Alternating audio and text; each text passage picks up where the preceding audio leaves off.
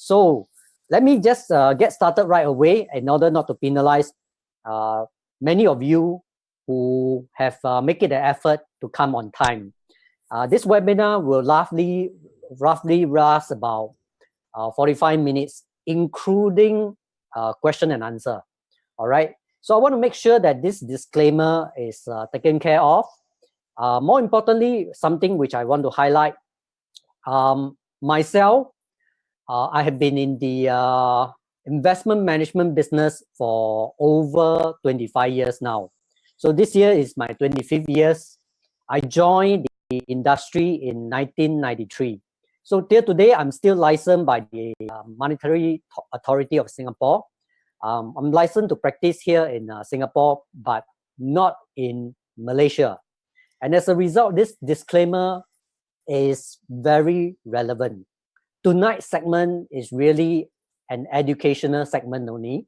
It is not intended as investment advice. Now, please seek your own investment advisor or financial advisor. Should you wish to take up any suggestion, or should you want to invest in any of the stocks that I mentioned, all right? So this is, as I say, most of the example quoted will be for educational purpose only. So let me touch on what we're going to cover tonight. Essentially, it is about the magic formula.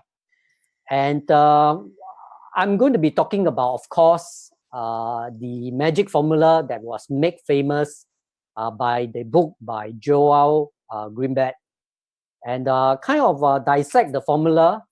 And finally, I will look at the application in Singapore and Malaysia itself. So those who know me, I have ever mentioned that if you like to invest, one of the best way to increase your knowledge is really to read a lot. And if you are a novice, or whether if you are a veteran, this book really offers a lot of insights and gems for beginners and expert alike to pick up. So really, this is something that I have been talking about for many times, even when I visit KL, Penang in the past on behalf of Bursa Malaysia. I mentioned this is a highly recommended reading. Many students have come back to me and say that, wow, they can finish the book in one go. Probably you sit down for 1 hour, one hour and a half, you will already finish it.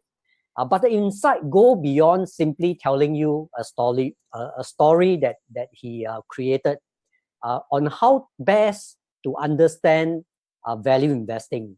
So I have created this webinar with that same intention as well. Of course, this is by no means the only way to look at value investing, but it offers tremendous insight into how we can, surface all the good idea from time to time when we are doing value investing. A lot of people they mentioned that one of the challenge is finding a very good idea about value investing. And I like to say, of course, is that this is just one of the method. It's by no means the only method. In fact, there is a workshop that I run for the Singapore Exchange, and I intend to make it into a e-learning course whereby you can access online. It's called the Search for Value. Now, the Search for Value really covers all of the methodology, all the technical aspect that you need, in order to kind of look through all of the ideas and very quickly be able to size up the opportunities as a value investor. Okay, and like I say, I am switching between the screen, as you can see. I'm trying to admit those latecomer as well who comes late. And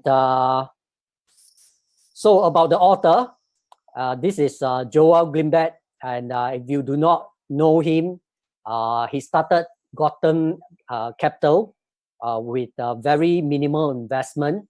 Of course, he attracted quite a lot of investors. The fund's hold was in inception for a period of 13 years. The return is really record beating. It is in excess of 40% per annum. So this is one of his famous quote, and he says this: choosing individual stocks without any idea of what you are looking for is like running through a dynamite factory with a burning match. You may leave, but you are still an idiot. So the way that he's putting it through, you can tell that it is also reflected in his writing style. Now, it's very rare to be able to find someone who is an investment pro and at the same time able to put his thought through in layman's terms. And that's the part that I like about his writing. So once again, the way that I look at this is that before you invest, do your homework. And in Benjamin Graham's term, he says you need to do thorough analysis. All right? You need to do thorough analysis. And like I said, founder, managing partner of Gotham Capital, average annual return in excess of 40% per annum over a decade. So the basic idea are this. Firstly, there is a crazy guy named Mr. Market. So this is without doubt a term that is coined by Benjamin Graham. Most famously, this was quoted in the book, The Intelligent Investor. So if you read chapter 8 and chapter 20, this is the book that introduces you to the fictitious person that's used to represent what Mr. Market is. And in other words, the suggestion is this: from time to time, because of Mr. Market, there will be mispricing available in the opportunity sets that you are looking at. So from time to time, there will be mispriced asset in the market because of Mr. Market.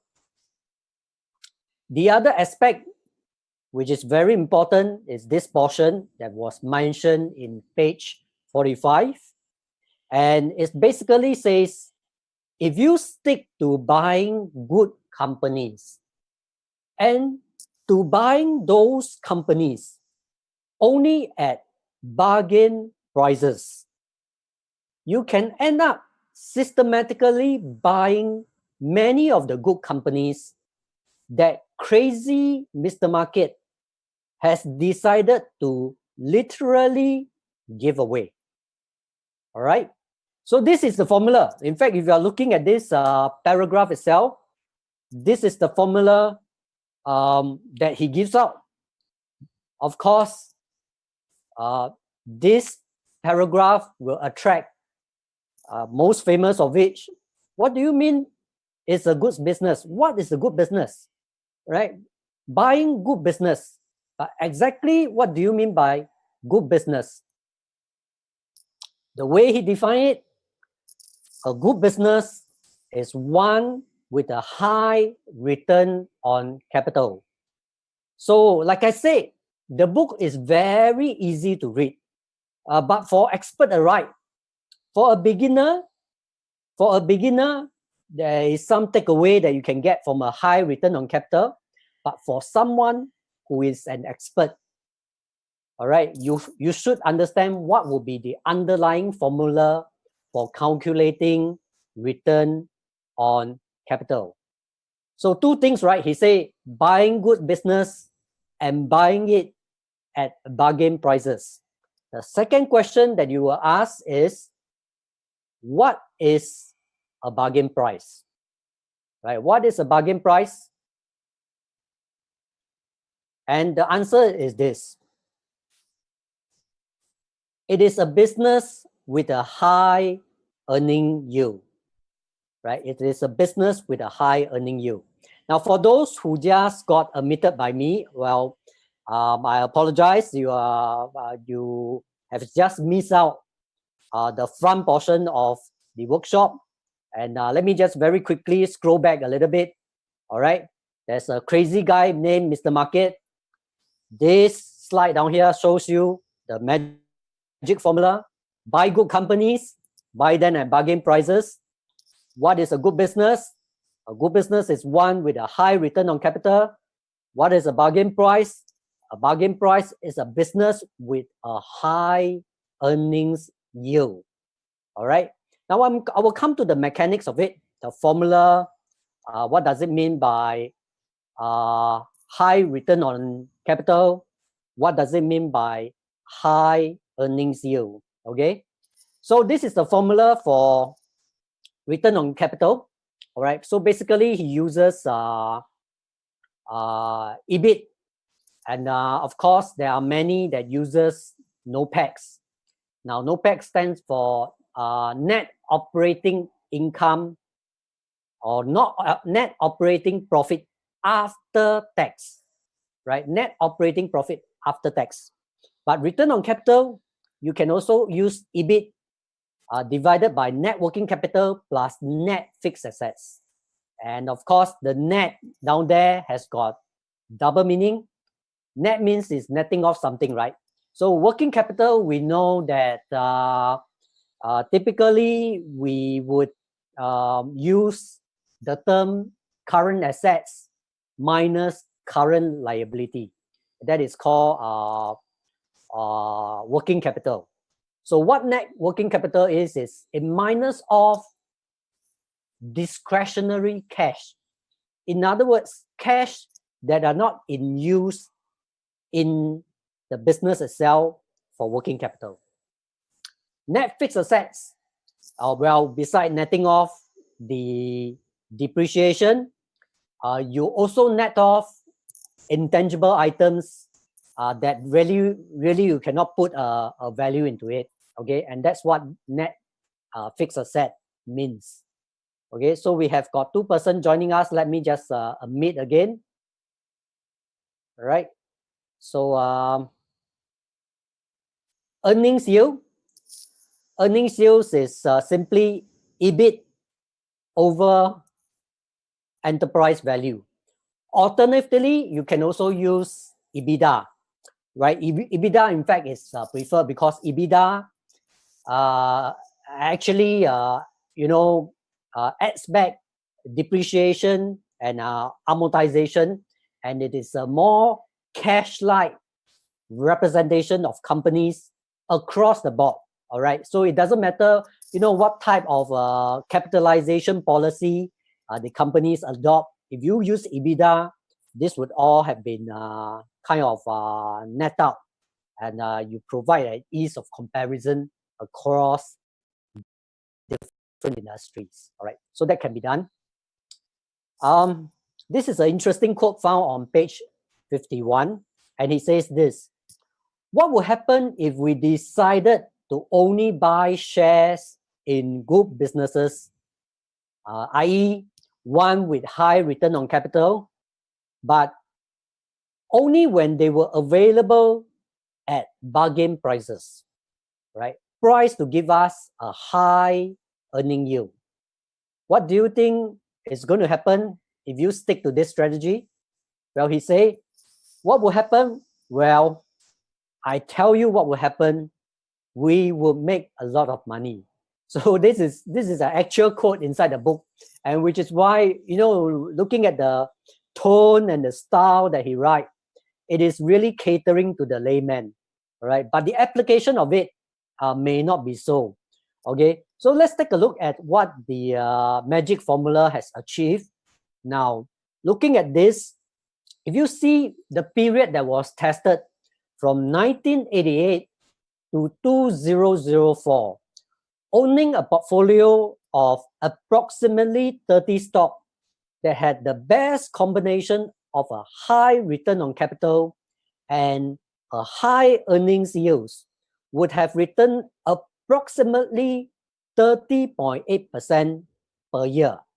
And during that same period, the S&P 500 returned about 12.4% per year. Now, why will the magic formula continue to work after everybody knows about it? Right? Why do you think it will continue to be work? Well, the reason is this: because it doesn't always work. Right? Kind of, irony is that because it doesn't always work, it also simply means that most people will not stick through it through thick and thin. And right, so this is what is required: patience. The magic formula actually fare poorly to the market averages in 5 out of every 12 months tested. And for full year period, the magic formula failed to beat the market averages once every 4 years. And for 1 out of every 6 periods tested, the magic formula did poorly for more than 2 years in a row. Can you imagine? 2 years in a row. All right. So that is kind of putting a lot of faith in a lot of people who tends to have a lot of short-term mentality when they do trading or investing in stocks. So during those wonderful 17 years for the magic formula, there were even some periods when the formula did worse than the overall market for 3 years in a row. So those are kind of the disclaimer for the last 1-2 page, in case you are wondering, wow, this is a sure make money kind of formula. Well, I'm here to tell you the last 2 pages of our record simply shoot that down. Okay, it is kind of telling you that well, although it's a magic formula, it is pretty well down to earth as well. And this is the reason why I say that many times value investing, you are swimming against the crowd. Many of the time you are really a contrarian. So being a contrarian is the reason why when you find the idea attractive, there are many in the market that don't think so. Okay, so take note of this URL. Okay, take note of this URL, and in fact, if you have a mobile phone with you, do a screen capture now. This URL will give you a link to a spreadsheet that I would illustrate how to compile in a short while. All right, I'll illustrate how you can compile this in a short while. I'll demonstrate to you how this data can be collected. Now, I'm going to move to a internet browser to show you how you can perform and kind of screen for these stocks using the magic formula itself. Okay, so I'm going to start from scratch, but this URL itself will kind of allow you to download from my Dropbox account a spreadsheet that I've already downloaded for the magic formula, the way that I screen for the stocks for Singapore as well as Malaysian stocks. All right, so take a screen capture of this. There's no need for you to provide any email. All right, so there's no you don't have to provide your name. It's a straight download to my Dropbox account. Okay, so let me switch the screen over to my internet browser, and so this is the spreadsheet that you will download, where I've already compiled the names in both Singapore and Malaysia. Okay, Singapore and Malaysia. And before I go to the Q&A, let me just show you my browser over here. Okay, so this is the browser that I use, and in fact I use Capital Cube for screening stocks when I am at home But of course, if you have a Bloomberg machine sitting in front of you, in the office, I can generate it using Bloomberg very easily. But I like to use this to demonstrate to you because many retail investors obviously don't have a Bloomberg sitting in front of them. But of course, if you have a membership to a university library, many university around the region, particularly in Singapore as well, they have a few Bloomberg for you to conduct such search. The terminology itself is going to be very similar. So most of the free screener out there, of course, they may not have the same customization of what I have and what I'm going to show you here. So first of all, I'm going to define the country first. And in this case, I'm going to choose Malaysia to demonstrate. All right. So once I indicated Malaysia, I'm narrowed down from 40,000 over stocks universe to only 924 matches.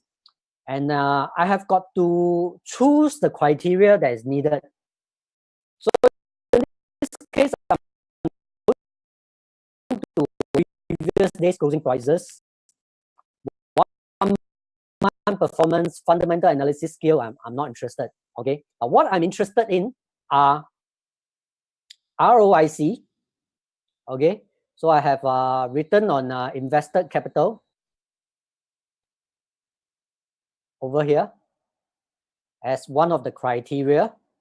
And beside ROIC, of course, I am also interested in another criteria, which is EV over EBITDA.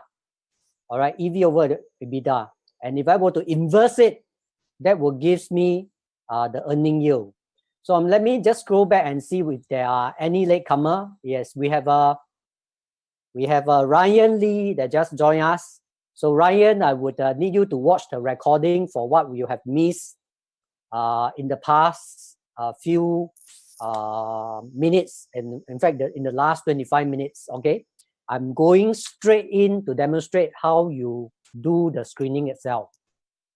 Now, to keep yourself with less work to do, I highly recommend that you don't touch any of the nano cap stocks. All right, so I'm going to set a criteria of minimum 100 million. All right, in other words, I shift out those companies that are really tiny and may not have much of a liquidity, or they may not be found in many index stocks. Okay, they may not be found in many index stocks. So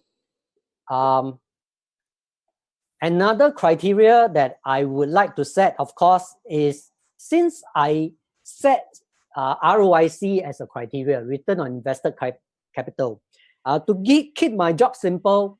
Now, the basic idea is this: a company must earn at the very minimum above its weighted average cost of capital. Now, if they cannot achieve that, then what they have just done is that they have just wasted the resources, the money that are provided by shareholders as well as debt holders alike. So at the very minimum, I like to set that, 10%. Okay, 10%. You can, of course, have a more liberal criteria, but I just want to have less work to do. And at the very minimum, I like to see that, the EV over EBITDA is a positive number. All right. If it's a negative number, it's meaningless. I'm working with something that is very meaningless, and even though I rank them later. So this is how I would do them for a market that is very small, like Malaysia and Singapore. Even though we have started out with 924 stocks, I'm only left with only 89 matches, right? 89 matches are still very raw data. So I'm going to download this into a spreadsheet, and so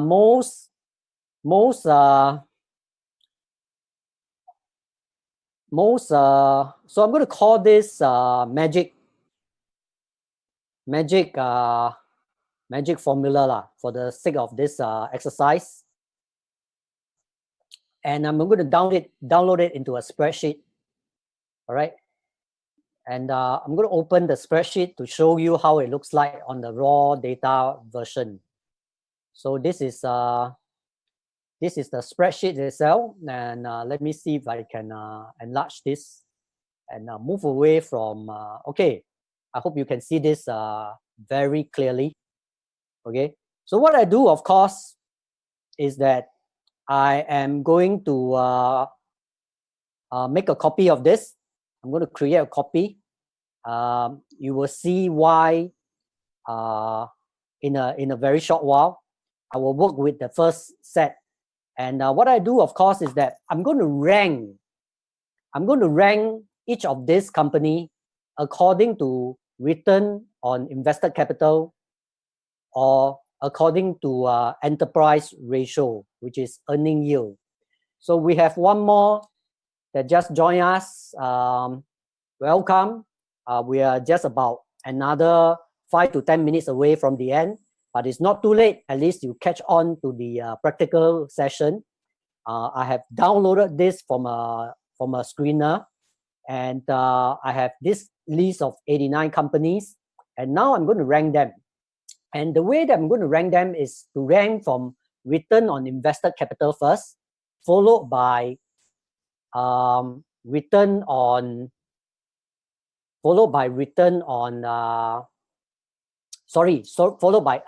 earnings yields, right? Followed by earnings yield. So I'm going to sort the data here. Okay, so I'm going to sort it.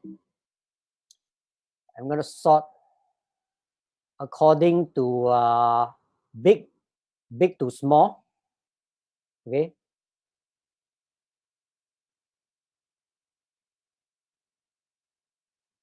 I'm going to use this. It's easier. Sorry for that. Sort. Okay. So you can see now it's sorted the highest. So not to confuse you, I will hide this EV over EBITDA, and just to show you this return on invested capital. And next, what I do is I rank them. Okay, I call it rank number 1. So I rank 1. Okay, so equal to 1 plus 1. So the highest return on capital is rank number 1, followed by the second, which is rank number 2. And of course, there will be one that is ranked right at the bottom, which is number 89. Okay, so of course, what I do is that I want to make sure that these are not formula. Later on, when I copy them over, I'm going to paste them as text. The reason why I do that is you will see in a short while, I need to combine the ranking, right? So I just needed this ranking itself, and I'm going to delete this, okay, which contain formula. So this contain the actual number of the ranking itself. Another way to do it, of course, you can key in manually if you want to, but that's going to take up a lot of time. Okay, that's going to take up a lot of time. And so this is the ranking itself. Next, I'm going to unhide.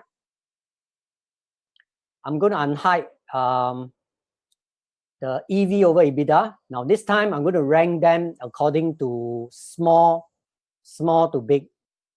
Okay, so I'm going to rank them from small to big. All right. Well, when you have a small EV over EBITDA, it simply means that you have a high earning yield, right? Because if you take the inverse of it, EBITDA over EV, that is the earning yield.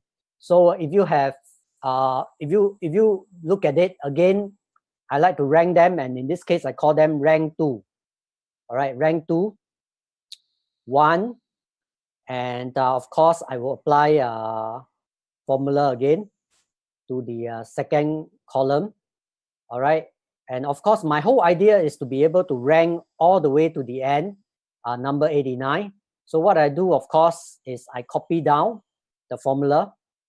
All right, and then, like I mentioned earlier on, I will make this whole thing a number basis rather than a formula, and then we'll be able to combine the ranking in a short while. So if I were to paste them, I will paste them as value, right? So I'm going to delete this column.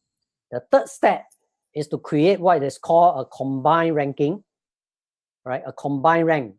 What a combined rank is that it's very simple.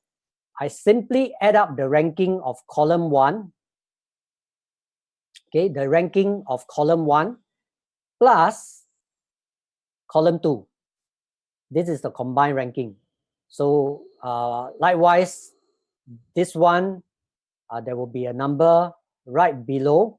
And what I do is to make sure that I copy this all the way down. All right. And you can see the combined ranking over here. Again, I need to do the step where I'm going to just paste over the tag itself without the formula, right? So there seems to be a noise that's coming in. Okay, let me admit those 3 latecomer here. Welcome. Okay, so those who just join us, thank you for coming. We are approaching probably the last 5 minutes, and if you're testing 1, 2, 3, 4. All right, now it's okay. I will have to repeat what the last 5 minutes then, just to make sure. Well, I think what I missed out on the last 5 minutes is just to show you that I need to sort the combined ranking. And after sorting the combined ranking, what you need, of course, is that you need to make sure that you are required to still do some of the due diligence on the few companies that are chosen. And now the idea that's recommended by the MagicFormula is to look at the top 10 to 20 best, most convicted idea that we have over here. Hold them for a year, and next year redo the same exercise, and then rebalance them with any new names that surfaces as a result of this exercise. Okay, so this is just one way of looking at it. And I mentioned in the slide over here that those latecomer particularly, please take note that you need to, if you want a copy of the spreadsheet, you can download it from this URL. Okay, you can download it from this URL. It will be made available to you. No opt-in required. You don't have to add in your email address. I also mentioned that, you know, if you are interested, this is just one of the way. This is just one of the way, not the only way, where we surface value investing idea. And as a value investor, you want to be constantly be looking out for opportunity set, and there aren't that many opportunity set out there. So you want to be looking for high conviction play. There's a workshop that I run at the Singapore Exchange. It is called the Search for Value. We're making to see whether I'm able to do this live for Malaysian audience. And after talking to AB Maximus, I felt that for me to travel down to KL or Penang, and due to my job full-time in investment management, that might not be a luxury that I can accommodate. And therefore, there will be an online version that I hope to push up to you guys. And I like the online version is because in the online version, you can take your own sweet time while you're traveling. You can still watch some of these courses. It is not going to be like Udemy. I hope to build in a little bit of an interaction where you get to ask questions. So this is the portion where, you know, you go into your chat room and type in the question that you want to ask, right? So if you can hear me, I hope you can type into your chat group right now and see if we can answer the question for you. All right. So if there are any questions, do make sure. Do you then check the debt level, cash flow, etc.? Okay. Certainly, you know, one of the key thing when we invest as an investor is that when we put our money into something, one of the top of the head question that you will ask is, you know, what are the chances that I will get my money back? So definitely you have to be performing a little bit more into this. For myself, I don't just simply follow blindly and straight away because it's ranked number one. Well, I will go in. All right, I will still do a secondary level check. Yeah. So if that's what you are asking, okay. So that is a question from Yet San that asked me, do you then check the debt level, the cash flow level, etc. Right? Essentially, checking for the fact that my capital at risk is minimized. Okay, so I hope that makes sense. So I'm going to just extend this by another 5 minutes because there were 5 minutes that that this thing goes radio silence. What books, websites, resources do you recommend for value investing learning? So for a start, books recommendation, the one that I just recommended, the little book that still beats the market, Benjamin Graham, The Intelligent Investor. And, you know, I like to say that Buffett's annual shareholder letter is a highly recommended resource, right? Highly recommended resource. And those should get you off to quite a busy start, all right? Those should get you off to quite a busy start. What are the criteria to sell the share? Okay, so the criteria in the magic formula is very simple. At the end of 1 year, you want to check if the stocks still remain in the top 10 to top 20. Now, if they are no longer inside, you sell them. So those are the criteria that is provided. May I know what's the full name for EV for the formula, EV to EBITDA? Well, it's just enterprise value, right? Enterprise value. How many stocks do you recommend to diversify for a retail investor? Well, they say that there is a saying, something along the line where you concentrate to build your wealth. And after you have got your wealth, you diversify to keep them. So many people say, yeah, value investor are focused investor. They only invest in a few stocks. But I would like to say that it all boils down to your own situation, right? It all boils down to your own risk profiles, your risk appetite. Not everyone is the same. Someone who is able to accept a higher risk appetite, who has got a deep conviction, whose skill level is very high, who has got a little bit more circle of competence, by all means, focus. But if you are starting out, you're still feeling your way, then I recommend diversify, all right? So how many stocks? If you are a focused investor, 10, 20 stocks. But if you want to diversify, then of course, 10 to 20 may not be a good idea. But that doesn't mean that you hold 100 stocks. The best way for you to diversify is going via the ETF route, right? Get some exposure to exchange traded fund in global markets, all right? Key indexes, that could be a very easy way for you to diversify. Are you using the same criteria for screening by using Bloomberg? Yes, if you are using the formula, I'm definitely using Bloomberg to screen this as well, and I use exactly the same criteria. All right. And what are the commonly few types of intrinsic value formula commonly used by professional value investor, and how do they modify it according to different company.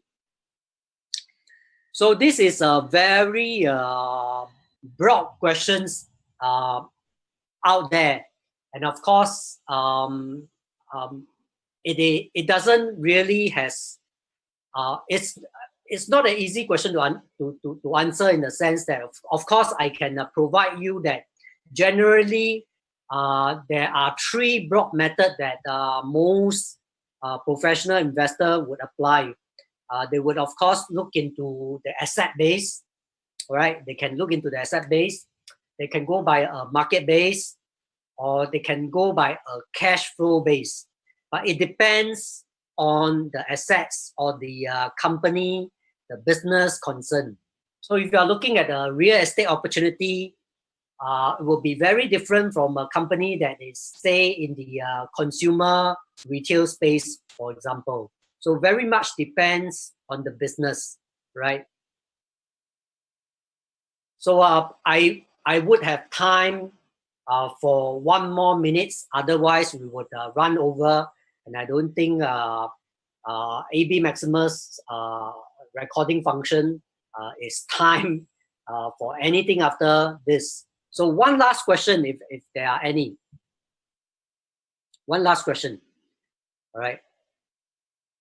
So before I go, if there are no last questions, if you would like to connect with me, I can be found easily on LinkedIn. Right? I can be found easily on LinkedIn. Search for my name and you'll find it. Now, usually people ask me for a connection, right? People ask me and say that, hey, can I connect with you on LinkedIn? And most invitation, I turn it down unless I know that in some way we are connected. So if you want to connect with me, you can simply mention, hey, a simple message and say, hey, last night, you know, I was in the same room as you in the webinar. And if I see that, we can get connected. All right. So, otherwise there are simply too many spam program out there that automatically set out this invitation. And most of them, I simply don't admit them. And because there's no two-way conversation. Okay. So, yes, thank you very much for turning up tonight. I really enjoyed this evening. And like I said, keep in touch. I look forward to the next webinar or to the next workshop. Should I be in Malaysia, please come by and say hi. All right. So thank you. I'll see you soon.